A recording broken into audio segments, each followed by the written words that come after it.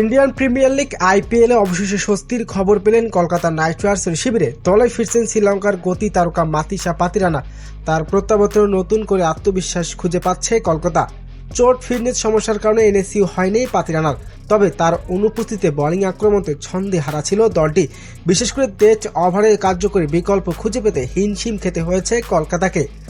অন্যদিকে বাংলাদেশের cutter master Mostafizur রহমানকে দলে না থাকায় সেই শূন্যতা বেশ ভালোভাবে অনুভব করেছে টিম ম্যানেজমেন্ট।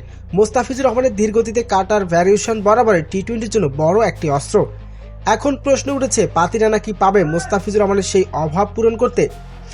দুই বলারের স্টাইল আলাদা হলেও পাতিরানার স্লো অ্যাকশন, ইয়র্কার এবং গতি বৈচিত্র্য কলকাতার জন্য বড় শক্তি হতে পারে।